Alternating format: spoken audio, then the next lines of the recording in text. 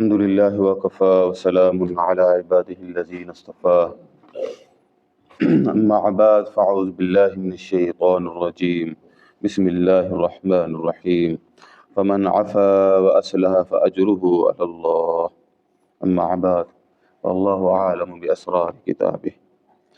عزیز سامعین کرام، نیکی کوئی بھی ہو وہ انسان کے لیے ہمیشہ نفع مند چیز ہے، وہ خیر ہی لاتی ہے۔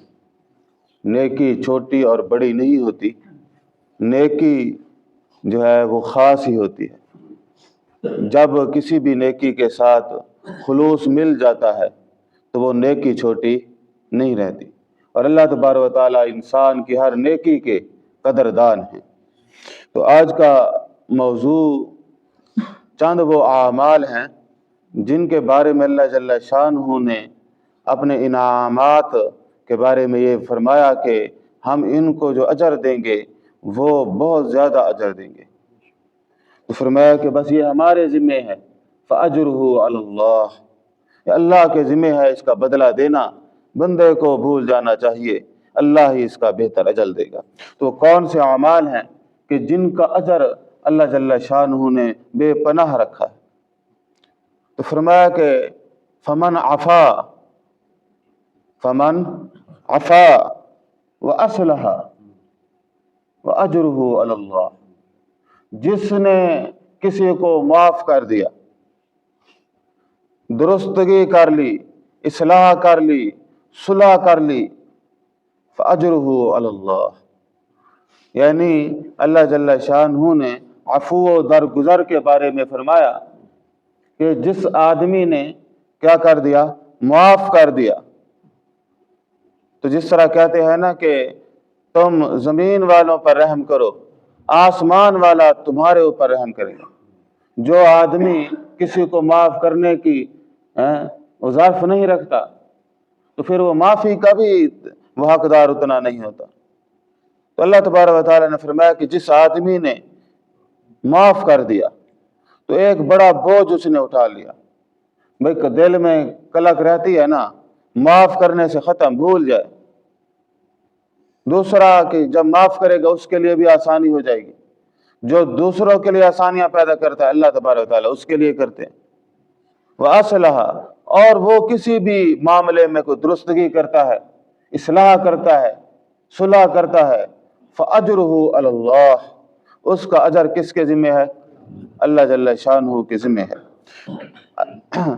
فرمایا کہ نبی کریم صلی اللہ علیہ وسلم نے فرمایا ان اللہ لا ينظر الى اجسادکم ولا الى صورکم، اللہ تبارک و تعالی تمہارے جسموں کو نہیں دیکھتے،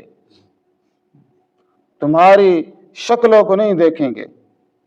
اللہ جل شانہ تمہارے وجودوں کو اور تمہاری شکلوں کو نہیں دیکھیں گے، بلکہ ولیکن ینظر الی قلوبکم، بلکہ وہ تمہارے دلوں کو دیکھتا ہے۔ تو اصل تو چیز ہے انسان کی اصلاح۔ بھئی جسم، چہرہ تو خوبصورت ہو، اعمال جو ہے وہ گندے ہوں۔ منہ دیکھ لیا آئینے میں اور داغ نہ دیکھے سینے میں۔ تو فرمایا کہ اللہ تبارک و تعالیٰ نے تمہارے جسم نہیں دیکھنے، وہ تمہاری شکلیں نہیں دیکھتا عطا کرنے کے لیے۔ فرمایا کو کیا دیکھتا ہے؟ وَلَٰكِنْ يَنْظُرُ إِلَىٰ قُلُوبِكُمْ، جو تمہارے دل ہیں ان دلوں کو وہ دیکھتا ہے۔ تو گویا ہمیں جو ہے ایک بات معلوم ہوئی کہ جو آدمی عفو و درگزر کرے گا، معاف کرے گا، اصلاح کرے گا، تو فرمایا کہ فَأَجْرُهُ عَلَى اللَّهِ۔ ایک عربی میں تھا، وہ ایک پیغام تھا کہ 3 چیزیں ایسی ہیں جن کا اجر اللہ کے ذمہ ہے۔ تو ایک تو یہ بات تھی کہ فمن عفا واصلح فاجرہ علی اللہ۔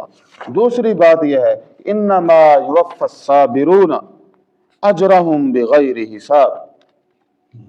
تو فرمایا کہ اللہ تبارک و تعالی جو آدمی صبر کرتا ہے، اس صبر کرنے والے کو جو اجر ہے نا وہ بغیر حساب، ان گنت، بے شمار، انکاؤنٹیبل، اتنا اجر عطا کریں گے کہ وہ گنتی میں شمار نہیں ہوگا۔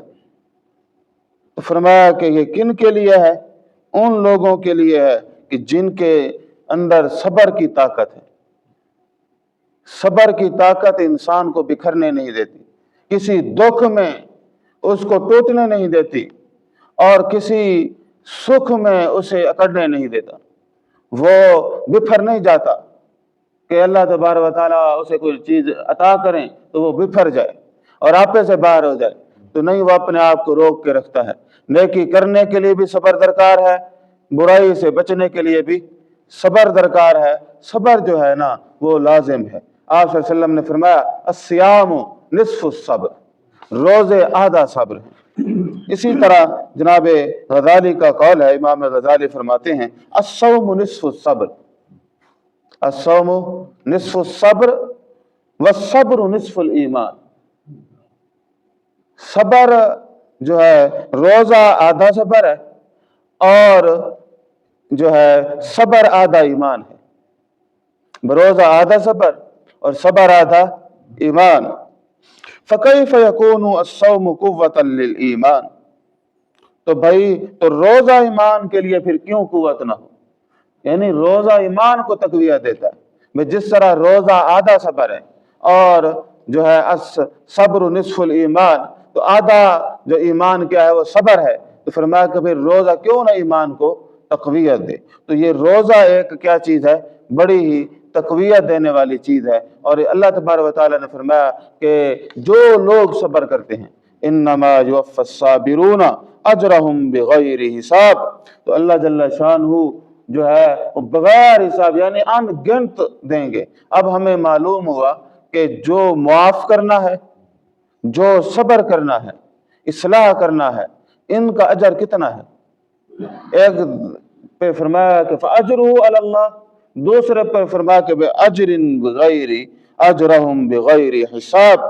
इसी तरह आप सल्लल्लाहु अलैहि वसल्लम ने फरमाया कि अल्लाह जल्ल शानहू का फरमान है क़ाल अज़्ज़ा व जल्ल कुल्लु अमल इब्न आदम लहू, हर अमल इब्न आदम के लिए है, इल्ला अस्सौम फ़इन्नहु ली व अना अज्ज़ी बिही, मगर रोजा ये मेरे लिए है और मैं ही इसका क्या करूंगा, अजर देंगे। तो पहले तो सारे अमाल ही अल्लाह ताला के लिए हैं। कोई इंसान यहाँ कहने का मकसूद ये है कि ये जो रोजे का अजर है ना, बाकी तो लिखे जाते हैं कि अशरा और सबून जो है ना उनको सवाब दे दे 70 मरतबा, और इसी तरह जो है 10 मरतबा इनका अजर बढ़ा दे। तो फरमाया कि ये जो रोजा है ना ये क्या है, फ़इन्नहु ली व अना अज्ज़ी बिही, अजर नहीं बताया कि कितना दूंगा, फरमाया ये मेरे लिए है, मैं खुद ही इसका अजर दूंगा। तो ये 3 अमाल हैं, कहते हैं कि ये आखिरत में अमाल नामे में तोले, मीज़ान में तोले नहीं जाएंगे। क्यों? फरमाया फ़अजरुहु इलल्लाह, और इसी तरह फरमाया कि दूसरा कि अजरहुम बिगैरि हिसाब, तीसरा है कि फ़इन्नहु ली व अना जो है अज्ज़ी बिही। तो अल्लाह जल्ल शानहू इसका क्या करेंगे, अजर देंगे। तो ये इतने भारी अमल हैं, तो रोजे को पूरे खुलूस के साथ, पूरे तकवा की सलाहियत के साथ और पूरे तकाज़ों के साथ इंसान भरपूर तरीके से अदा करे, और रोज़ा उसके तमाम वजूद पर लाजिम व मलजूम है। तो रोज़े की ताकत कम होने लगे तो फिर साथ जिक्र, बंदा होता है ना रोज़े से भी बिगड़ना शुरू हो जाता है, तो फिर वो जिक्र की और इस्तिग़फ़ार की ताकत से जो है अपने आप को इस शर से बचाता रहे। कहते हैं कि इब्न क़य्यम रहमतुल्लाह अलैह फरमाते हैं अस्सियामु जुन्नतुम मिनन नार, वैसे तो हदीस है अस्सियामु जुन्ना, रोज़ा ढाल है, तो फरमाया अस्सियामु जुन्नतुम मिनन नार, रोज़ा जहन्नम की ढाल है। फ़इज़ा कान जुन्नतन मिन अख्तरिल अज़ाबी कान मिन आज़मी अस्बाबिल मग़फ़िरा, जब यह ख़तरनाक तरीन अज़ाब से बचाने वाली ढाल है तो मग़फ़रत की सबसे बड़ा सब असबाब में से। भाई ये ढाल है किस दुनिया में बुराइयों से बचाएगी। वे रोज़ा हो ना एक रूहानी असर होता है ना, इंसान रोज़े से कई चीज़ों से बाज आ जाता है, खाली हालांकि वो भूखा रह रहा है, रोज़ा यही है ना, लेकिन उस एक नियत से क्या है वो बाज आ जाता है ढेर सारी चीज़ों से। तो फरमाया कि ये रोज़ा क्या करेगा, आपको जहाँ दुनिया में बुराइयों से बचाएगा, या आखिरत की क्या है बचाने वाली ये ढाल है। और ढाल समझते हैं ना कि जो पुराने ज़माने में तलवार और तीर के वार से बचने के लिए जो है वो एक लोहे की جو ہوتی تھی کہ جس سے کیا ہے وہ دشمن کے وار سے بچا جائے. تو روزہ جو ہے یہ دشمن کے وار، شیطان کے وار، برائی کے وار سے بچنے کے لیے ہے. تو یہ اس طرح. تو بہرحال اسی طرح ایک اور کسی صاحب کا قول ہے کہ رمضان شہر التوبہ فمن لم یتب فیہ فمتی یتوب. تو فرمایا کہ یہ جو رمضان ہے نا یہ توبہ کا مہینہ ہے. یہ شہر الصبر، شہر القرآن، شہر الرمضان، شہر الصوم اور اسی طرح شہر التوبہ، یہ توبہ کا مہینہ ہے. اگر اس میں بھی توبہ نہ کی تو پھر کب ہوگی؟ اگر کسی کی اس میں بھی توبہ قبول نہ ہوئی تو پھر کب ہوگی؟ ترمذی میں ایک حدیث ہے کہ آپ صلی اللہ علیہ وسلم نے فرمایا کہ جس نے رمضان پایا اور توبہ نہ کرا سکا. جب اتنے مواقع مل رہے ہیں تو بھائی ہماری زندگیوں میں تو بار بار رمضان آتا ہے، اور بار بار اگر انسان اس موقع سے فائدہ نہ اٹھائے تو پھر اس کا کیا نتیجہ ہوگا؟